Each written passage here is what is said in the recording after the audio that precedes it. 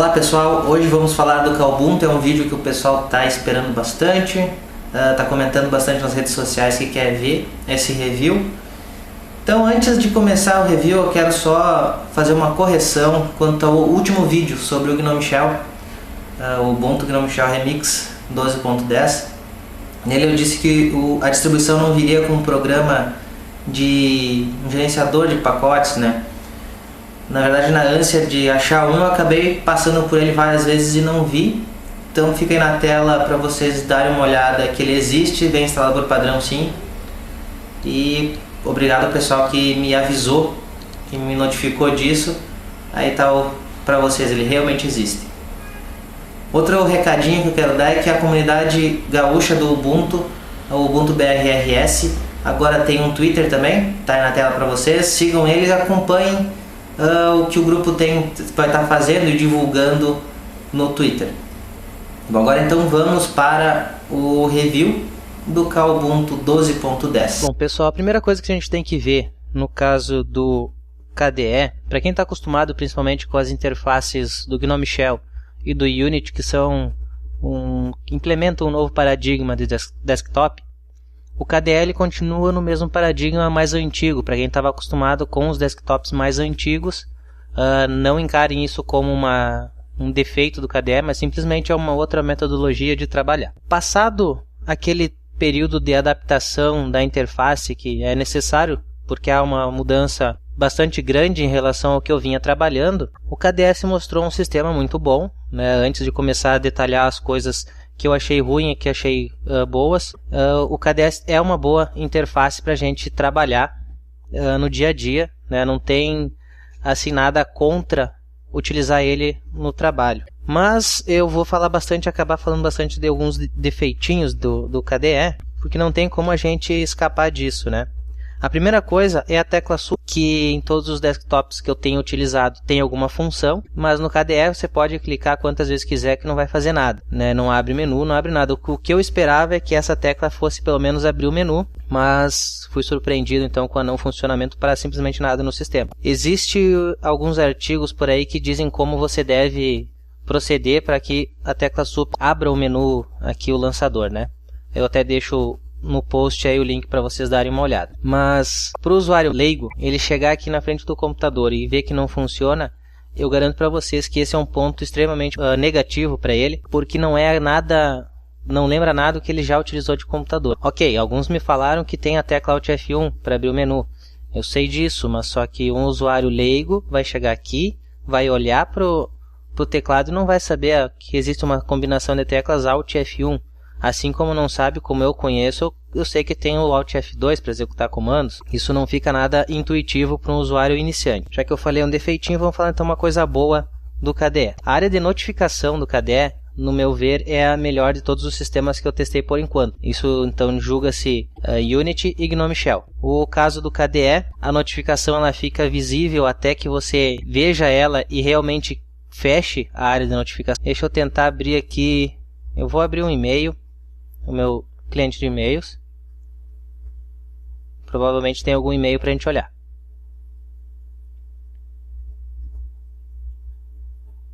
Ali recebi alguns e-mails, estou recebendo.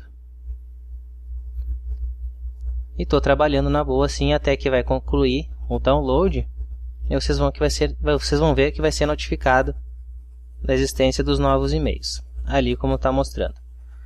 Existe então e-mails para ler, eu posso ver aqui. Enquanto eu não clicar aqui e fechar, ou que eu não clicar aqui e visualizar então fechar, essa informação ela não sai aqui dessa área de notificação. Então ela, de todas as outras que ou fica mais ou menos, fica escondido, outros nem mostram, o KDE já por padrão ele me mostra realmente a notificação de que eu tenho alguma mensagem nova, um e-mail novo, alguma coisa assim. Se tem notificações de mais de um programa, ele mostra aqui em cima, para você poder classificar as mensagens, as notificações de cada programa, ou então você vê todo mundo, e assim que você fecha aqui, significa que você visualizou e não tem mais mensagens até aquele momento para a gente ver. Fechar então aqui. Outro ponto forte do KDE, e isso já de tempos, é que ele é um sistema totalmente personalizável. Eu tenho aqui, por exemplo, se não me engano, aí, talvez esteja falando besteira, mas isso é plasmoide. Aqui eu posso botar as pastas que estariam aqui. No caso ele está mostrando o desktop, mas não obrigatoriamente ele estaria mostrando o desktop. Posso mostrar qualquer outra pasta, isso aqui é configurável também. Por exemplo, aqui eu posso deixar exibir a pasta local, vai dar OK, aplicar aqui, está me mostrando o meu home. E eu posso ter vários desses aqui para acesso rápido aos arquivos que eu tenho no sistema, que até eu deixei uns aqui porque eu preciso deles para mostrar para vocês. Eu posso adicionar mais painéis, no caso aqui tem esse painel padrão, eu posso adicionar outro painel, por exemplo, botar um painel vazio aqui em cima. Posso botar quantos outros painéis eu imaginar. Se eu quiser botar mais um painel vazio ali, eu boto mais um painel vazio. Tem outro na lateral. Posso remover eles e deixar então o sistema do jeito que eu achar melhor. Esse é um ponto extremamente positivo do KDE. Posso botar outros elementos também aqui, não só esses, tá? Eu posso colocar outras coisas, como botar um relógio. Na verdade foi o KDE que implementou isso e o Windows 7 depois deu uma chupinhada federal ali, né? Copiou na cara dura mesmo. Que o KDE 4 saiu bem antes do Windows 7. Então vamos falar agora de mais uma coisinha ruim. O navegador padrão do KDE, o Reconq. É um navegador simples, isso não seria o problema é que ele é simples demais. Em sites como o Google Plus e o Facebook eu tive bastante problema com scripts. Ao invés de fazer o que o script mandava, ele imprimia o código do script na tela, fazia o que tinha que fazer, mas imprimia o código na tela. Alguns sites corporativos também, que eu utilizo, eles faziam a mesma coisa. Você não sabia se a tarefa tinha sido feita. Ele teve bastante problema de compatibilidade, então eu tive que instalar o Firefox para poder usar todos esses sites sem ter aquela chateação de ter informação a mais na tela, coisa desnecessária. O cliente de e-mail padrão dele eu utilizei com uma conta só. Vamos digitar aqui o Kmail. Então eu utilizei ele para a conta do site. Ele é um cliente de e-mail, digamos assim, razoável. Não é o melhor cliente de e-mail do mundo, mas também está longe de ser o pior. Ele tem alguma coisa chata, por exemplo, não gosto dessa classificação dele aqui de dias da semana. Achei incômodo. Mas dá para trabalhar com ela, né? Não é o maior dos problemas. Mas o pior problema que teve com o Kmail foi o fato de eu configurar a conta para recebimento e estar trabalhando lá, recebendo e-mail, tranquilo, e de uma hora para outra eu precisei enviar um e-mail. E quando eu fui enviar o e-mail, eu vi que o Kmail, quando eu configurei a conta, ele não configurou a conta de recebimento, de envio. Então eu tive que fazer a configuração. Só que essa configuração de conta de envio não é tão trivial assim como pareceria, né? É uma coisa simples, mas o sistema, seguindo um exemplo de várias aplicações ao estilo KDE, ela é extremamente poluída e a informação não fica ali simples para você acessar. É lógico que eu não sou defensor extremo da simplicidade, mas sim que tenha só o que é necessário realmente, não ficar enchendo de coisa que não faz diferença nenhuma na tela, às vezes até coisa sem função.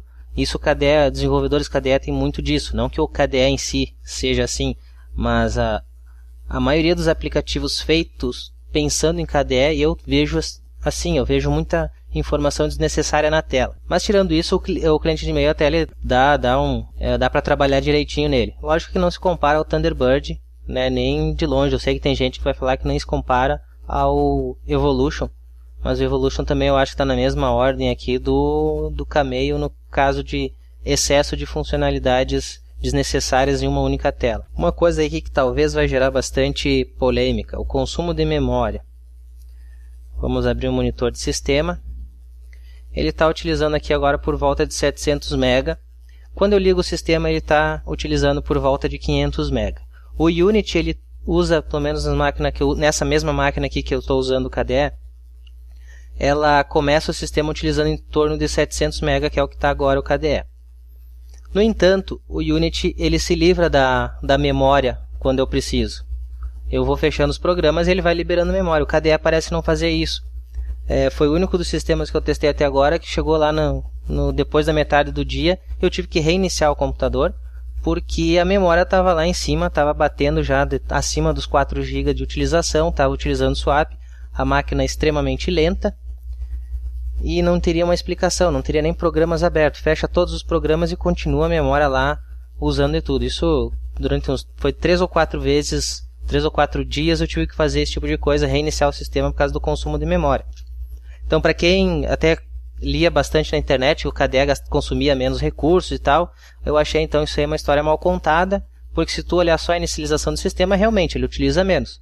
Só que durante o dia no teu trabalho, ele vai começar a consumir memória e não vai liberar. Então, eu prefiro ter um sistema que começa gastando um pouco mais, mas se livra da memória, do que um sistema que consome menos no início, mas depois consome toda a memória e não libera por nada, né? O gerenciador de arquivos Dolphin é um gerenciador de arquivos bem interessante, bem melhor do que a última versão do Nautilus do GNOME Shell, né, do GNOME 3.6. Ele tem um negócio interessante que os outros não têm. Como o padrão dele é abrir as pastas com um clique só, até fica confuso no início, mas é interessante a saída que eles acharam. Quando você para aqui o mouse, tem um maisinho, você pode ir selecionando então as pastas assim. Eu estou selecionando elas e eu faço, vou copiar ou colar, deletar, eu faço dessa maneira, simplesmente seleciono todos que quero. Quando eu quero desselecionar a pasta, eu seleciono assim, ou eu clico fora. É uma maneira bem interessante de trabalhar com esse problema gerado pelo motivo de utilizar um clique só para abrir. O restante do sistema é legal, só tive uma dificuldade de adaptação, porque eu costumo usar bastante SFTP, mas eu estou acostumado a digitar o protocolo SSH no início. Aí o Dolphin ele não entende isso. Agora, se eu botar SFTP, aí ele vai fazer a listagem do local que eu colocar aqui. Mas é só questão de adaptação, porque na verdade o correto é SFTP e não SSH. Quando você faz uma SSH por aqui no Nautilus, ele converte para SFTP. Foi questão só de preguiça mesmo. Uma configuração meio controversa, que nem eu sei ainda dizer se é bom ou se é ruim, se é uma qualidade ou um defeito do KDE, é a configuração de 2 monitores. De todas as que eu testei, ele é que tem mais opções de configuração, só que o problema é que a configuração às vezes parece que são desnecessárias ou estão com a configuração padrão errada. Deixa eu abrir aqui então o menu tela. Quando eu plugar um monitor, que eu não tenho como fazer esse teste agora para vocês, ele vai me abrir uma janela lá pedindo se eu quero fazer as configurações ou não. Se eu clicar para fazer a configuração, eu vou cair nessa tela. Nessa tela aqui então tem a configuração no caso do notebook, que é o LCD, e vai abrir um VGA aqui com as configurações. Ele já vai pegar tamanho, taxa de atualização, a orientação, a posição, é um grande erro deles, eu acredito, porque ele bota como padrão posição que o monitor que você adicionou está acima do monitor atual. Na maioria absoluta dos dispositivos aí que eu vi e que eu utilizei e vi outras pessoas utilizando, o segundo monitor sempre está ao lado, ou direito ou esquerdo do monitor. Até o mais normal que eu tenho visto é estar do lado direito. Mas então ele traz como acima, é um negócio que tem que ser alterado então, pelo usuário.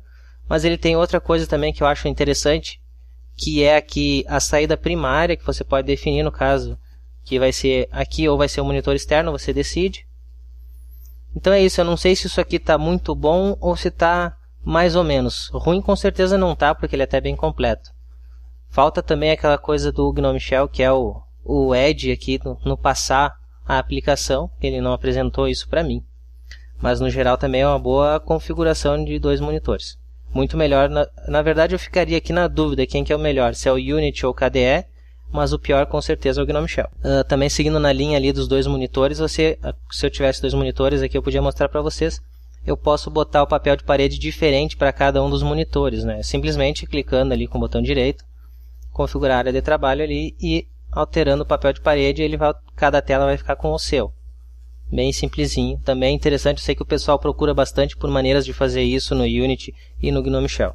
O KDE já traz aqui, pelo menos no Kubuntu, já traz por padrão. O comunicador instantâneo do Kubuntu, para mim ele se equipara ao Pidgin e com certeza está anos-luz à frente do Empathy. O Empathy até agora foi o pior mensageiro instantâneo que eu ouvi no mercado dos que vêm com padrão nas distribuições.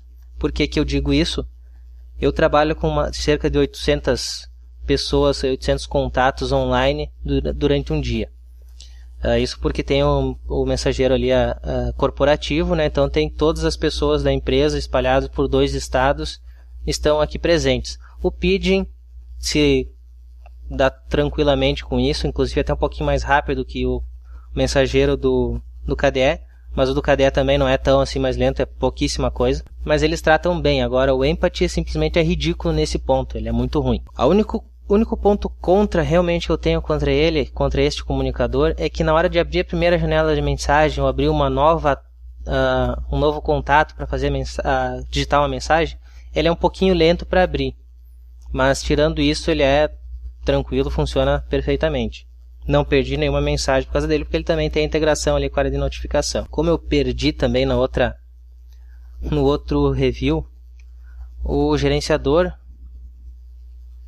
de aplicativos do KDE, ele é gerenciador bem tranquilo, bem completo. É que eu peguei aqui o atualizador. Pegar o gerenciador de arquivos. O gerenciador, a central de aplicativos. Na central de aplicativos ela é bem parecida com o que era a central de programas do Ubuntu antigamente. Lógico que ela não tem aquele glamour que tem a central de programas do Ubuntu, que é muito mais embelezada, mas em funcionalidades ela não perde nada para a central de programas. Tem aqui então os aplicativos separados por categorias, você pode ver quais que estão instalados. Ele tem aqui a classificação de estrelas também, para saber o que o pessoal acha sobre os aplicativos. Mais informações também, como teria no outro. Quais são as extensões e tudo mais, né? Tá tudo aqui detalhado, os comentários. Tem o histórico também. Então ele está bem tranquilo. É uma central de aplicativos tranquila de se trabalhar. Intuitiva também, não tem nada de excepcional. E não seguindo a regra dos aplicativos KDE, ela é bem limpa, bem simples, poucas opções, mas só o que é necessário. Outra coisa que eu achei chata no KDE, pelo menos no Ubuntu, que eu acredito que seja muito mais falha do Ubuntu do que do KDE. Algumas associações de arquivos não foram bem feitas ou não foram nem feitas, e outras aqui estão totalmente erradas. Eu vou mostrar para vocês, por exemplo, o que eu achei de mais grotesco. Foi o caso de um arquivo .txt. Eu espero que um arquivo TXT seja aberto com um editor simples de documentos, né, de arquivos. No entanto, no KDE, vejam só o que ele abre. Isso aqui é o padrão, galera, eu não mexi em nada. Ele abre com o LibreOffice um arquivo .txt. Em vez de abrir, que ele já vem instalado aqui também, se eu vier abrir com ele tem o Kate. Para mim o Kate é um editor mais simples, embora ele possa ficar bem mais complexo do que um LibreOffice. Essa é uma pequena falha da associação de arquivos no Ubuntu. Tem outros arquivos que sequer abrem nos programas padrão, mesmo que os programas estejam instalados. Eles dizem que não existe um programa associado. Outra coisa também que ficou bem esquisita é o caso do Dragon Player. O Dragon Player é o player de vídeo, né, que tem por padrão. Ele toca tranquilamente os vídeos, vocês podem dar uma olhada ali, tá, né? Nada de problema. Só que veja só o que acontece quando eu fecho. Eu fecho, logo em seguida ele abre automático de novo, em menos de um segundo, e fecha de novo. Se tem algum áudio no início, vai dar aquele estouro do áudio e fechar. Então é só um pequeno bugzinho que ainda não tive tempo também de relatar para os desenvolvedores e eu achei bem chatinho. Um outro destaque do KDE é o Amarok, que é o reprodutor de áudio. Só que o Amarok eu achei também ele bem padrão KDE. Extremamente poluída a tela. Demorando um pouquinho para abrir.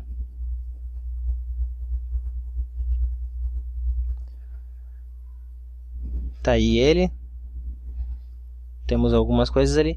Mas o que eu achei assim, que eu não gostei realmente, me falavam bastante, faziam bastante propaganda do gerenciamento de podcasts dele, só que eu achei aquela mesma história, extremamente poluído. Os episódios sempre estavam aqui presentes, por mais que eu marque aqui, eles estão marcados como não sendo novos, estão sempre aqui. eu gostei mais do gerenciamento simplificado do Rhythmbox até do que do Amarok. Me perdoe quem gosta dele, mas eu realmente não gostei, achei extremamente poluída a interface. Um grande diferencial também é o Applet aqui, gerenciador de redes. Ele é bem agradável visualmente, e aqui sim as informações que ele tem não são desnecessárias. Tem aqui no caso as redes sem fios que estão no local, né, aqui próximo a mim. Se eu clicar na interface de rede, tanto na rede cabeada quanto na sem fio, ele me mostra detalhes, me mostra gráficos, mas é tudo coisa realmente necessária. Qual a rede que eu estou conectado, qual o tipo, velocidade. Com certeza dá um banho nas outras, tanto no GNOME Shell quanto no Unity. É o melhor applet aqui de... Quer dizer, eu estou acostumado a falar applet, tá, pessoal? Desculpa aí, eu sei que talvez não tenha esse nome, né? Deve ser widgets, mas é o melhor que tem de todas as interfaces que eu testei até esse momento. Então, como eu disse no início do vídeo, esse é o KDE. Recomendo ele para uso corporativo, embora tenha alguns probleminhas, mas nada assim que não seja contornado. Ele continua. Eu recomendo para o pessoal que quer ter um baque um pouco menor na hora de mudança de outras plataformas para Linux. Certo, pessoal? Obrigado, então. Até o próximo vídeo, que será sobre o Xubuntu. Vou passar uma semana inteira trabalhando com ele aí para mostrar para vocês. Obrigado, até a próxima.